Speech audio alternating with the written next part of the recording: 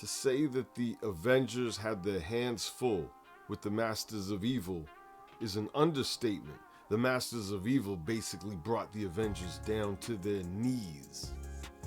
Yeah, let me tell you something, man. When I was a young comics reader, when I was a new comics reader, the saga that started from Avengers 273 ending in 277 was actually the first continuous story I had ever read.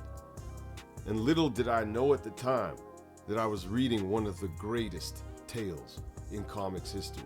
Although I knew what I was reading was pretty great. All right.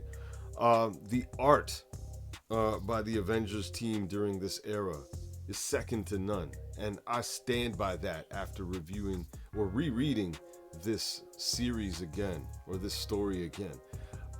John Buscema and Tom Palmer were working on all cylinders at this time, and you'll see when we go through this retrospective of the Masters of Evil takeover of Avengers Mansion.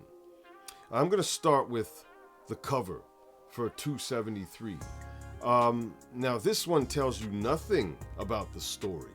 Absolutely nothing about it. And this cover featured the formula that had been used for the 25th anniversary covers by Marvel. So basically all of the Marvel titles at this point had a cover with all the Marvel characters featured around the border. Now this one had Black Knight in the middle, maybe the most unheralded member of the Avengers at the time.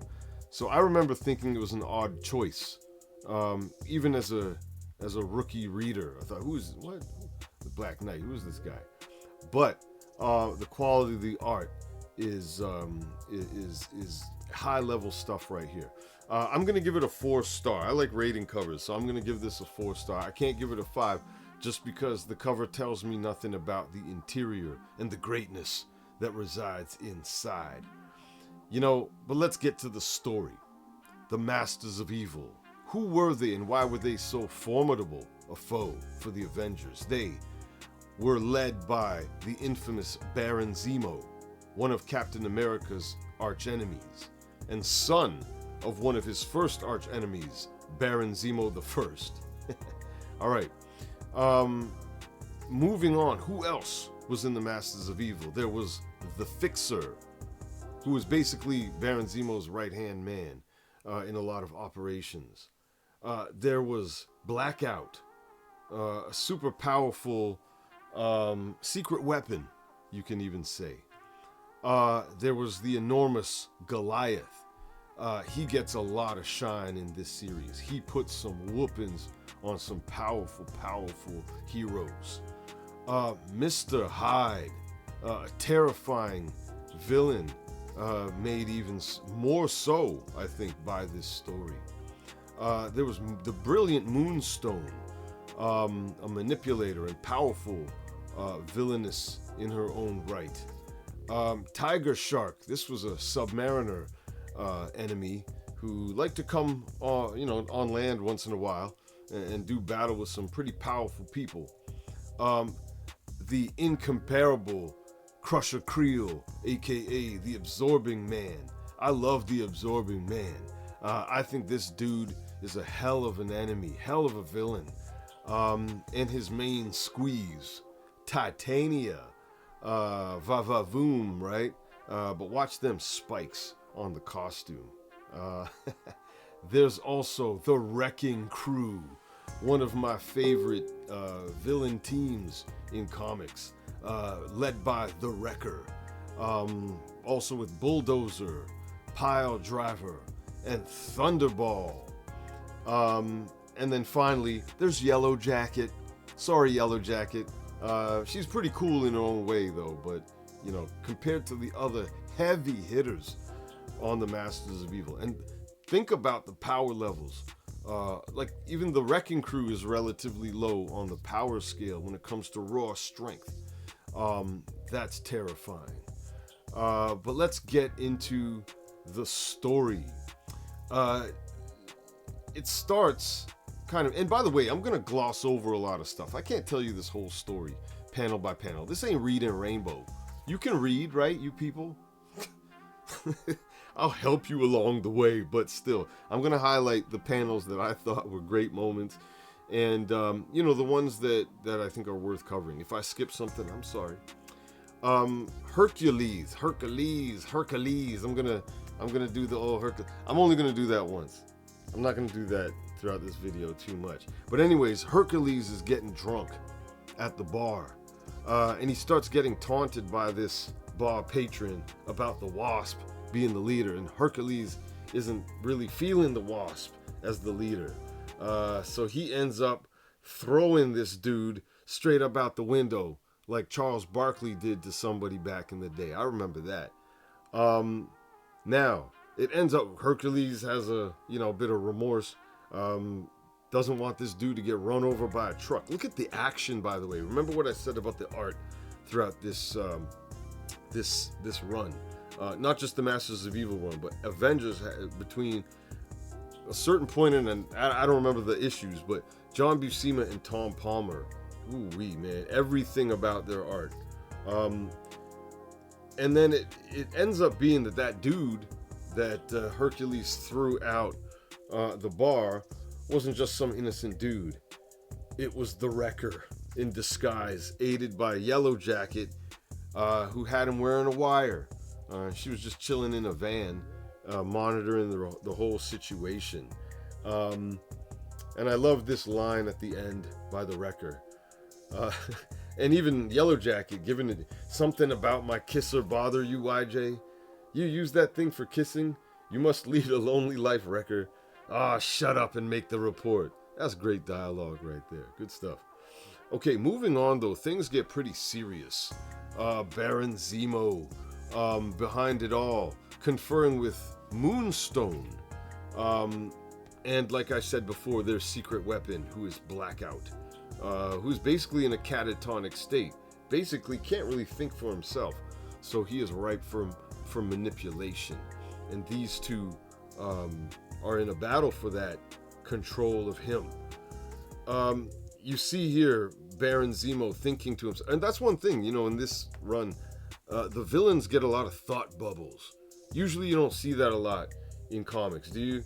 Where you see a lot of the villains' inner thinking and inner monologue. I think that's pretty cool about this run. He's worried about Moonstone trying to take over. And he realizes that he has to plan ahead also for somebody else, that being Captain Marvel, Monica Rambeau, who has the ability to do a hell of a lot to nullify this plan. And here you see Baron Zemo dressing the Masters of Evil all collected together in the same place. Man, like I said before, this is a formidable team.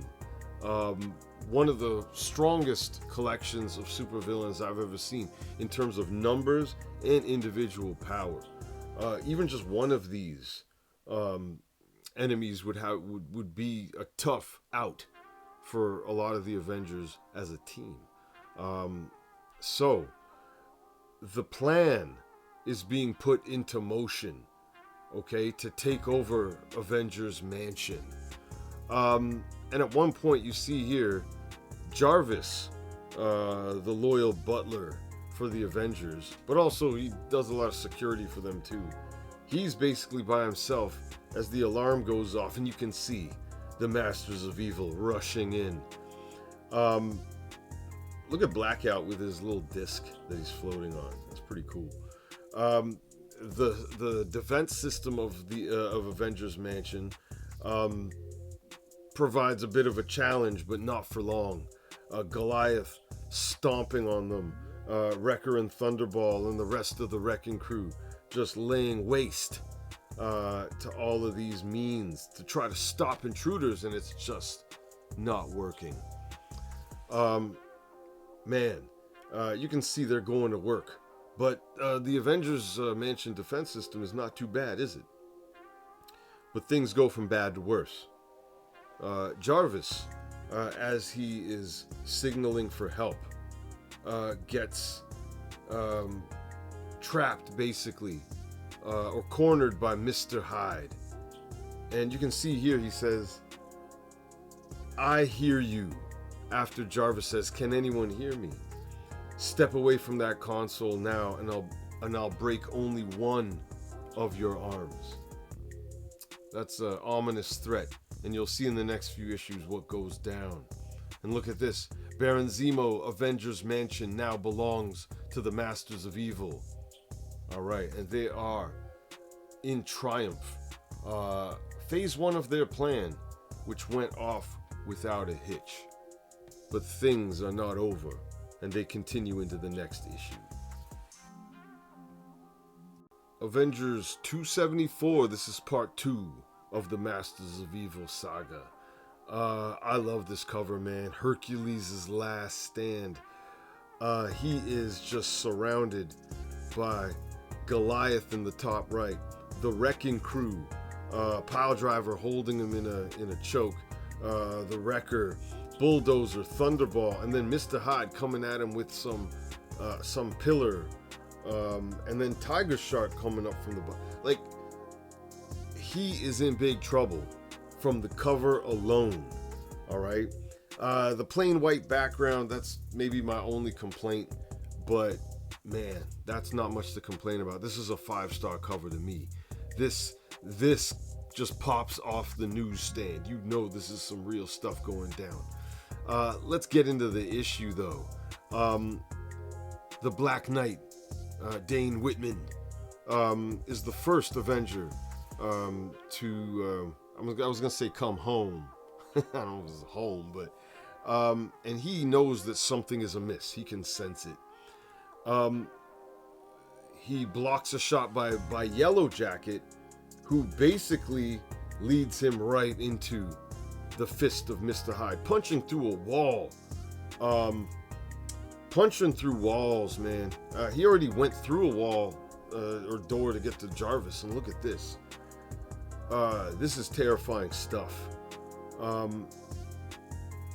Mr. Hyde just lays a beating on Black Knight, and look at the glee and the raw ferocity in the face of Mr. Hyde. And let me tell you something. This is the first time I knew about Jekyll and Hyde and all that. By the way, how come Mr. Hyde never teamed up with the Jackal? Isn't that a noble, like Jackal and Hyde? Isn't that a noble? Come on, man, pay me for that idea. Marvel Comics. That's a no-brainer right there. Anyways, I digress. This is the first time I saw Mr. Hyde in Marvel Comics, and I thought, this weird-looking guy, man. But this was a hell of an introduction. He is just a savage, a total savage in this series. Brutal, absolutely brutal. Look at this line here. I am Hyde, Avenger, Mr. Hyde, and I shall be your death. Man. Anyways, moving on. Captain Marvel enters the scene knowing that something wrong is happening. But he, or rather Blackout, he sneaks up behind her and envelops her in darkness. And look at this scene right here in front of Jarvis as Monica disappears. Terrifying stuff. The other Avengers start to get an idea that something's wrong, and take a look at Captain America dropping in literally on the Wasp, Janet Van Dyne, laying by the pool, and Captain America doing a pretty nice flip off that diving board. Look at the action there. Look at the artistry in that picture, man. Like I'm saying, there's so much brilliant art in this series, and it's just like throwaway panels. Like, it's like every panel is brilliant. Back to Hercules. Remember, he's still drunk off his behind. All right. Well, he continued to get drunk with this young lady, this Jezebel. Her name is Tanya Seeley, or Tanya, depending on how she pronounced it. And Baron Zemo must have, thrown her some loot to souse up Hercules. Now, the Avengers know that something is going on. You can see Wasp, and this is Captain America in disguise. They're suspicious of what's going on in the mansion and warn Hercules not to enter through the front door. So he doesn't. he breaks down a wall, knowing that there might be an ambush, but he doesn't realize what kind of ambush. First, he's confronted by Tiger Shark. That's bad enough, okay? It's gonna get worse. And then outside the mansion, you can see that Captain America and Wasp have now been incapacitated by some high decibel sonics, as Captain America clearly says here. And the unconscious Cap is brought into the mansion by this tentacle arm. All right, and now look, the Avengers Mansion is now covered in Blackout's dark energy. This barrier sealing them off, this dark force, they're in big trouble. They're in big trouble. And now you can see here, Moonstone controlling Blackout, impressed with the level of power, but also knowing that if she can become leader of this operation, she can control everything and everybody. Hercules fights on in the mansion. Mr. Hyde appears and just swats him with this mechanical column of some kind. And look at this, Mr. Hyde continues to talk. Look at this panel where he says, "I'm told that you boast of being more powerful than even the mighty Thor. I doubt that." He's talking smack to a god. My goodness. And then the wrecking crew joins in. Look at this. They crumple him up into all this. And then still, that's not enough. Hercules breaks out. But then Goliath enters the scene. Man, take a look at this. Goliath, I've never seen a giant character depicted the way that Goliath is in this series. Seeing the power and strength and him just totally manhandling super powerful heroes. Again, look at the way the action is covered here though. Oh man. Okay. Now look at this. He's laid out and they just pile on Hercules. That's pretty much curtains for that dude. Okay. Captain America has now been tied up and incapacitated. Baron Zemo reveals himself to Cap, taunting him and saying this: "Swine, you've played the role of Avenger for many years, but vengeance is mine. Because of you, my father died. My family was torn asunder. Now in return, your petty little team has been destroyed." And the Masters of Evil in the back here laugh as Cap, bleeding and broken, but not totally broken, believes that there is still hope as long as some Avengers live. Okay? But Hercules, found outside the mansion, Wasp can't find a pulse.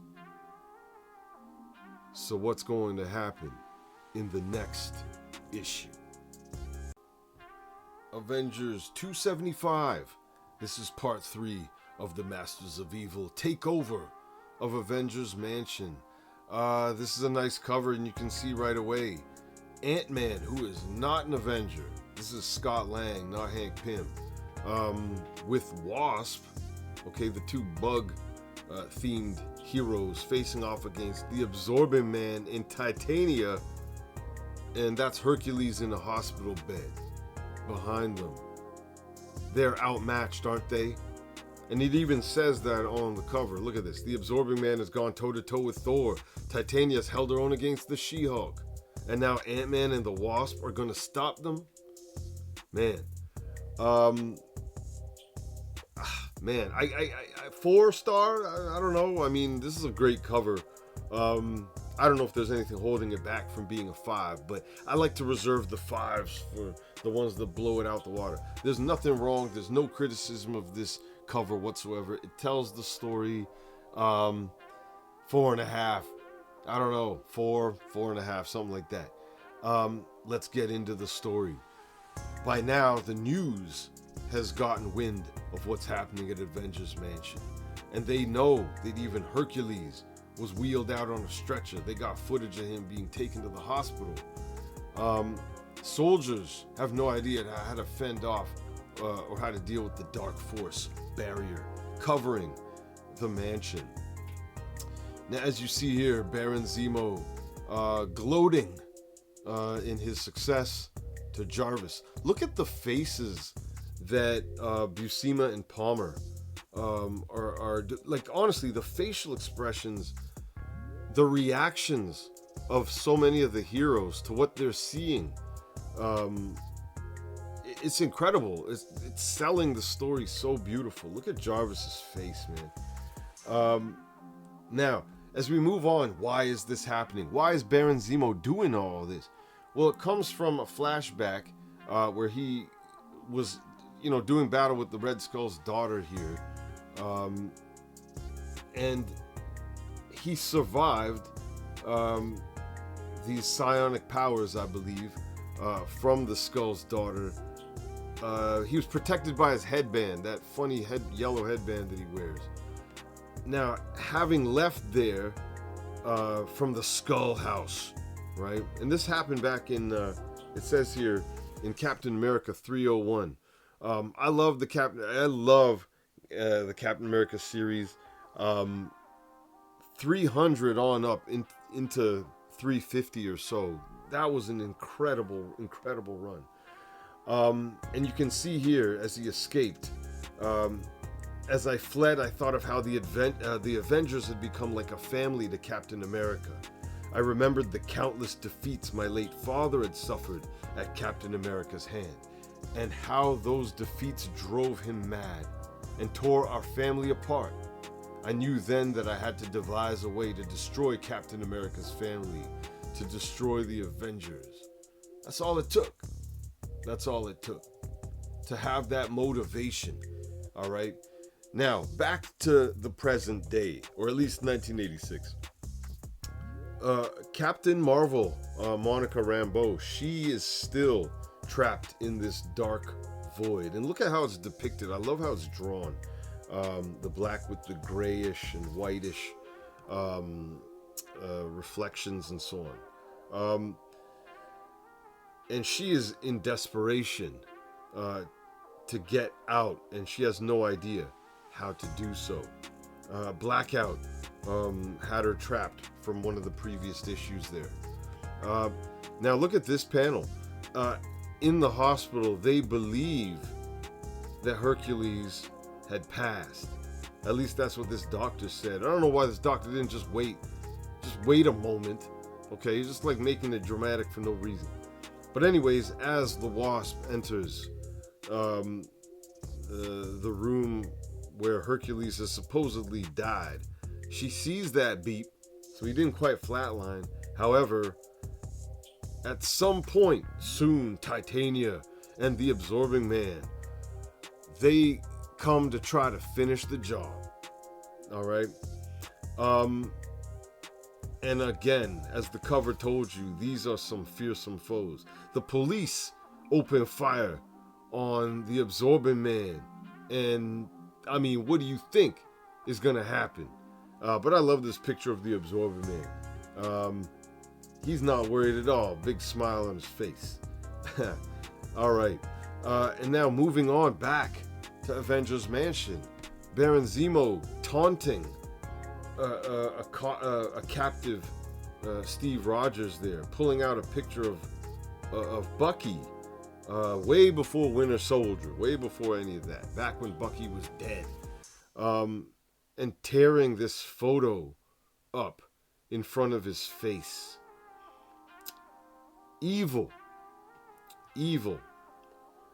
trying to break the man's spirit, and knowing that maybe there's more to break. Jarvis, poor Jarvis, ends up getting absolutely brutalized and almost maimed by Mr. Hyde. And you see here the pleasure that Mr. Hyde is taking in breaking Jarvis's body. And again, as I said, look at the facial expressions that Buscema and Palmer capture. Look at Cap. Look at the Black Knight below, groggy and trying to, figure out what in the world is going on. Back at the hospital, the powerful duo, power couple, boyfriend and girlfriend, Crusher Creel and Titania, trying to take it. They're fighting with Ant-Man and Wasp, and I guess they're hard to handle because of their size, but not because of the power. But they eventually make it close to Hercules. But luckily, Ant-Man got these ants to get all up in Titania's costume, and Wasp just blasts her. Absorbing Man, weakened, looking to absorb some power, but he gets surprised by the Wasp and zapped and rendered unconscious. So they did it. That was some, if you pardon the pun, a Herculean effort to overcome the odds. Kind of like Rudy. You know the movie Rudy? All right. And then as it ends, look at the determination on Wasp's face. The art, man, I keep telling y'all, like, the facial expressions that this team managed to capture, I don't know if I've ever seen anything better. Forgive me if I'm exaggerating, and I hope I'm not. Maybe the best anyone else could do is as good as this, because I don't know, man. This is just fantastic work. And look at this. The next issue's all about revenge, and we'll look at Avengers 276. Avengers 276, Revenge, and check out the cover. Masters of Evil, beware. They're not called the Avengers for nothing. You can see it. They're coming for payback. They got Thor in the front. So far, he hasn't shown up, has he? Hey, Captain Marvel's back. Okay, Captain America's not chained up. Black Knight's back in action with his sword. And who's that man in the left at the back? Who is that guy? Right, exactly. Okay. Anyways, this cover, I don't know. I'll give it a 4, I guess. 4 stars. It's a beautiful cover. It really is. It says a lot. If this was, compared with other series, I might even give it a 5. But the heights, the dizzying heights that the Avengers team reached. That's John Buscema and Tom Palmer. The quality of their work was so high. I'm going to give it a 4 because I've seen their fight. Moving on, let's get to the story. Mr. Hyde is still in the midst of beating the holy hell out of Jarvis. And again, remember, this was the first continuous series that I read as a young man. I was maybe about 8 or 9 when I read this. Man, this is as real as it got. For a young reader to read this stuff, man, this was pretty harrowing, Captain America, Black Knight, they look on in horror. Again, Captain Marvel, Monica Rambeau. I keep trying to say her real name because I don't want to mix her up with the other Captain Marvels that have existed. But anyways, she is in the void, put here by Blackout, okay, under the control of Moonstone. All right, but she sees a flicker of light. And look at what ends up happening. The Shroud. I don't know if I'd call him a hero, but he's not a villain exactly. A vigilante, I guess. He controls this dark force, this dark void, and he ends up being the gateway out of there for Captain Marvel. That's pretty brilliant stuff. I like the Shroud, man. He was a pretty cool character. I always used to kind of want him to become an Avenger, actually. It never happened, but that's okay. And then look on here. This bald guy watching TV. Yeah, it's Dr. Druid. It's Dr. Druid. All right. By the way, I have a series of videos about Dr. Druid. That's my voice, by the way. That's me doing that voice, in case you wonder. But anyways, Dr. Druid, and I hated this character as a kid. He knows something's going on. Something's messing with his mental powers, and he knows that the takeover of Avengers Mansion has something to do with it. So he's not an Avenger. He's on a book tour at this point, I believe. He was supposed to go to a TV show to promote his book, but instead he goes to Avengers Mansion. All right. Now, as Captain Marvel, Monica Rambeau, re-enters the scene, so does the God of Thunder, Thor, who appears. And now the Avengers are starting to build themselves back up and get ready for payback. Now, in Avengers Mansion, the Black Knight has got himself loose. He has found his way to his ebony blade. Okay, and he's turned off the lights. And Mr. Hyde just can't help himself, can he? Right? He's just got to get after somebody. And look at this. He gets taken out. He gets punched by Cap and then punched by Black Knight and then runs right into Thor. Bam. Okay, where it says whoomp. Okay, knocked unconscious. All right, out of here. Out of here. All right, but Mr. Hyde was no joke, and you could see here in this panel, Thor felt that.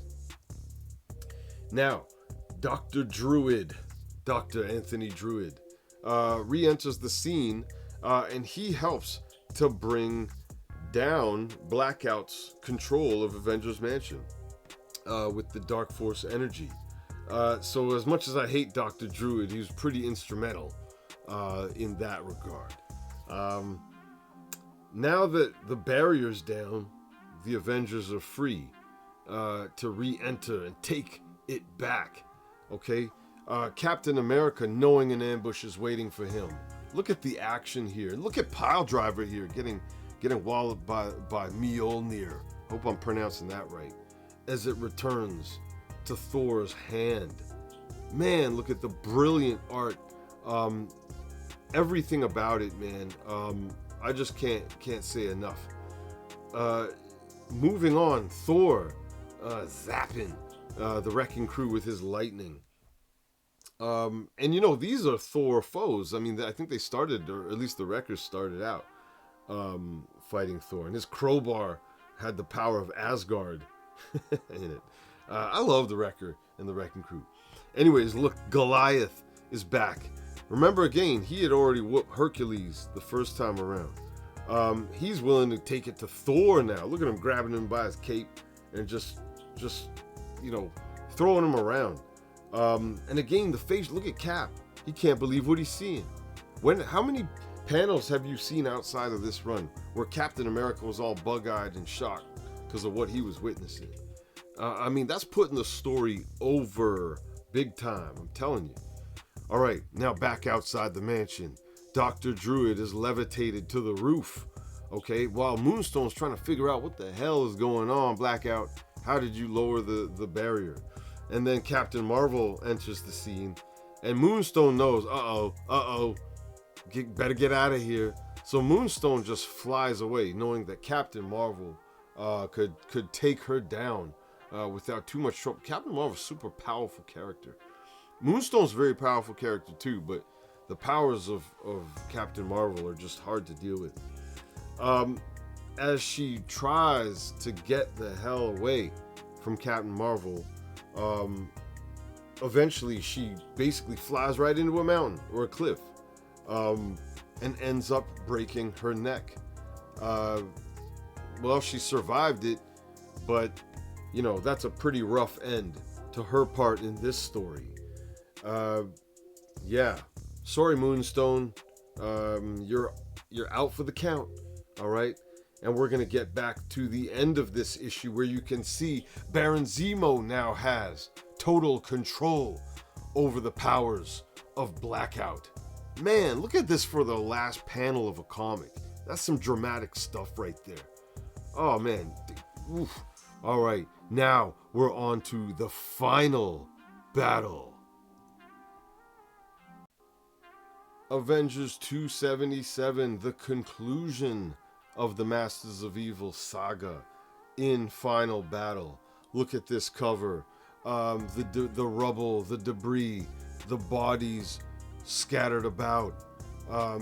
Captain America and Baron Zemo, the last men standing. This has to be a 5-star cover. There simply is nothing. It cannot get better than this. Man. And this is a fitting cover for the conclusion of this incredible story. Let's just get right into it. Goliath is still tangling with Thor. They started fighting at the end of that last issue. Goliath had already put a whooping on Hercules a couple issues before, so he's feeling himself.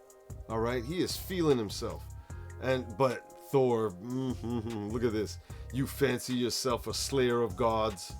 Mortal, your ignorance dwarfs your size. Hercules yet clings to life, and I have ever defied the eternal sleep. Damn!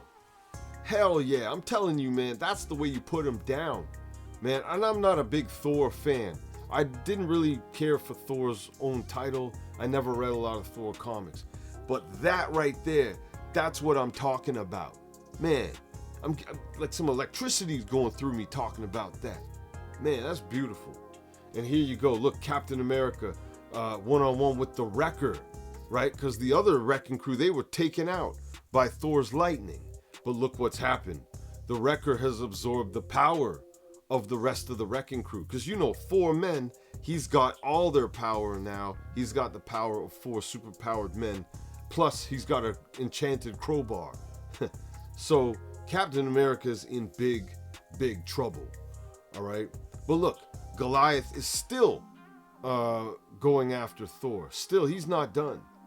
But look at this. The hammer of Thor. And I love this last panel here. As the hammer returns to Thor's hand. That's an action scene right there. Look at, he's just standing there waiting for his hammer to come back to him. But the action is clear in that. And look what he says. Goliath is mine. As he whispers that. Wrecker's not done with Captain America though. Back over there. Man, look at this. He says, hold it, mister. You ain't done with me that easy. And then on the roof, Dr. Druid is now looking over an unconscious Blackout. Unconscious, I guess, by that push by Moonstone, as she tried to get the hell up out of Dodge. All right? And then Baron Zemo sneaking up. And look, he's got Cap's shield in his hand. All right? He's also got a gun. Right? And he shoots Dr. Druid in his back with a needler gun. It's not a bullet. I don't wish death on Dr. Druid. I just don't like the character. All right. But look, he brings Baron Zemo reviving Blackout, waking him up, pretending to be his friend on his side, that he cares about him. But Dr. Druid enters the mind of Blackout, telling him that he's being used. And look at Blackout's face here. Look at Druid's face. I love the way that this team really depicted the emotions on the characters' faces in this series. Zemo seeing something happening here, interfering with his control over Blackout, okay? And then trying to reestablish his own control over the mind of Blackout. Back in the mansion, Wrecker and Cap still going. With the power of the Wrecker, though, what Captain America is doing doesn't seem to be doing enough damage, and even says that. Was that supposed to hurt? Okay. Wrecker's not worried whatsoever. And yet, look, the Wasp, the smallest Avenger, coming through and just starts zapping him. Okay. Giving Cap enough of an opportunity to keep fighting. Okay. And look at this. At the bottom, he says, we have to keep him, Wasp's stings left the Wrecker stunned and groggy. We have to keep him that way. This feels like punching a wall, but I can't stop now. All right, look at the action, man. He takes care of the Wrecker eventually, and as he does that, he comes upon Yellow Jacket, who wisely decides to lay down, give up. Wise move in that way. She even says, I know when I'm beat. Now back on the roof, Baron Zemo still trying to exert that control through his headband's cybernetic. It says here, my headband's cybernetic web is keyed to your own brainwaves. You must do as I say. And yet it doesn't seem to be working like that, does it? Partly because of this unconscious, or rather laid out bald man on the ground here, Dr. Druid, running interference. But as Zemo tries to use more power, it results in the death of Blackout from a massive cerebral hemorrhage. Man. And now what? Captain Marvel appears on the scene. Okay? Zemo pulling out guns, it's not going to do a damn thing to Captain Marvel as she melts his guns. And then tries to bust out the shield of Captain America. But the real Cap, he's freed himself and he's ready for this final showdown with Baron Zemo. In this battle, Baron Zemo tries to use, look at this, I will slay you with your own shield. And Cap fighting back. And Cap is emotional, man. He doesn't often fight this way. Okay, and look at Zemo, desperate, trying to break the spirit of Captain America, wondering why? And Cap, look at what he says. I'll read this out for y'all. I've known torture, Zemo. I've endured the worst the Third Reich had to offer. And if there's one thing life has taught me, it's never to give up. When you had me bound and gagged, even when you forced me to watch Mr. Hyde torture poor Jarvis, I clung to the hope that you could be stopped and your crimes avenged. And now that vengeance is mine. I love it, man. I love seeing Cap feeling it like that. And he goes on to say, I still remember the trap your father set for me. The drone plane that carried my wartime partner Bucky to his death. Buck and I were as close as brothers. He was all the family I had. Again, this is way before, the Winter Soldier retconned all of that. But man, as he basically has beaten Zemo, okay, what is left for Zemo at this point? And he wonders, is it over, Captain? Will you kill me as you murdered my father? And he didn't really murder his father. His father died in an accident in battle with the Avengers. Okay, and he says that right. Look, I never killed your father, Zemo. He died in a rock slide, triggered by his own weaponry when he tried to kill me. Even his death was his own fault. That was a bit cold-blooded, Cap. But after all you've been through, you earned the right to say that to Zemo. Zemo lunges at him. Cap blocks him with his shield. Unfortunately, very close to the edge of the building. And Zemo plunges, 3 floors down?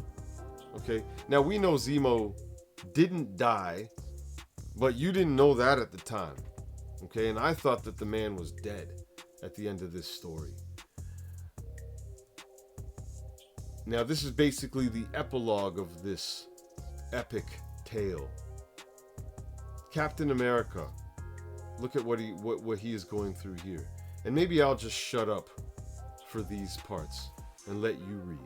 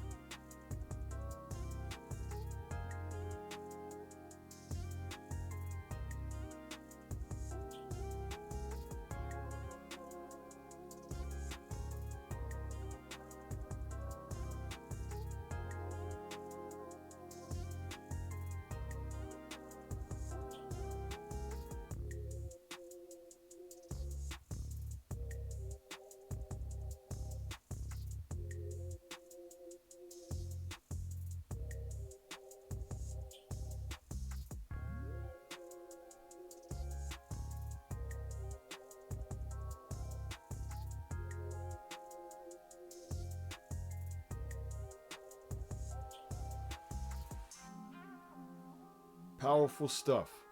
Powerful stuff. That, ladies and gentlemen, was the Masters of Evil attempted takeover of Avengers Mansion. One of the closest times for the Avengers to ever face total defeat.